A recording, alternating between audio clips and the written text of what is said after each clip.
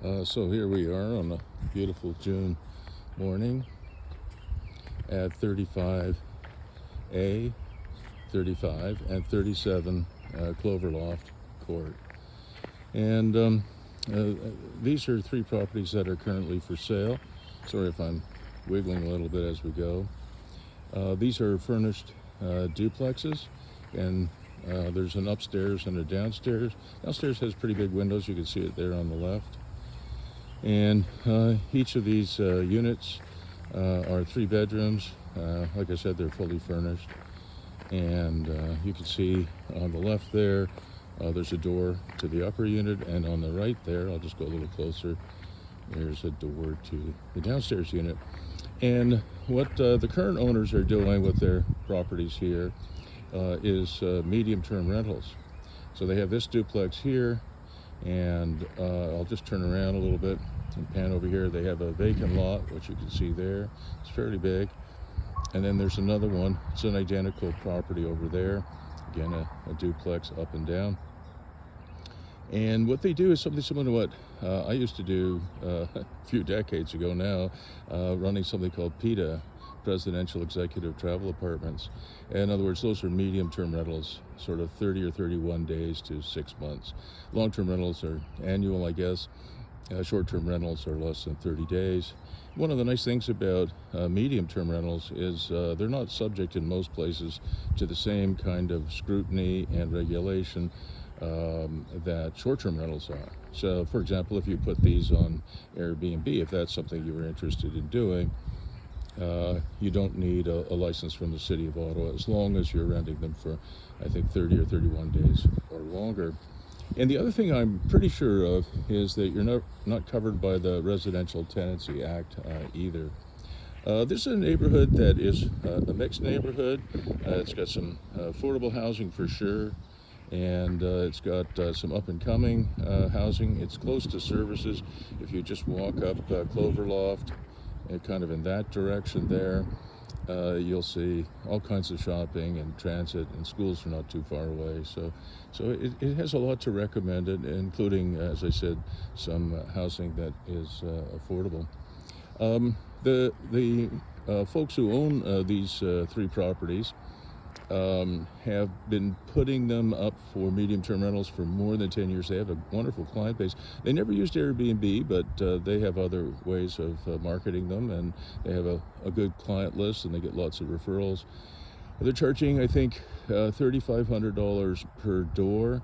So you have 2 units there, and I'll swing back again, 2 units here, so 4 units, so about $14,000 a month in income, which is pretty good.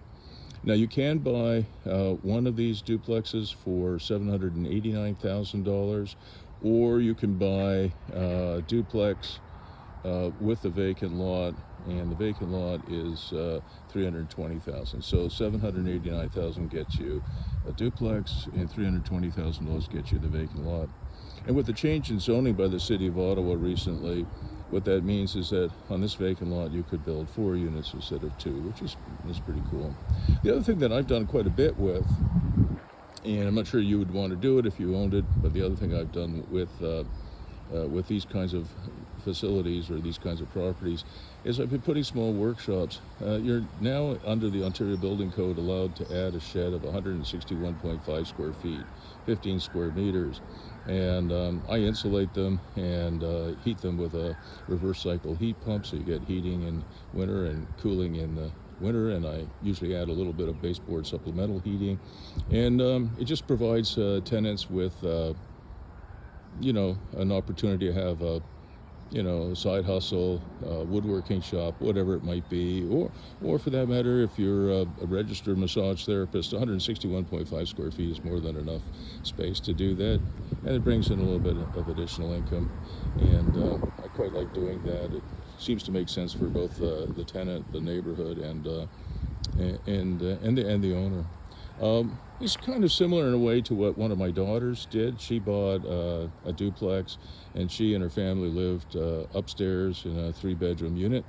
and rented out. It was only a 1-bedroom downstairs, but by the time she had paid her mortgage and her utilities and property taxes, everything else, she was living for about $700 a month in her own house. And so if somebody wanted to buy a duplex like this, they could, live upstairs and rent out the downstairs unit if that was something they were interested in doing.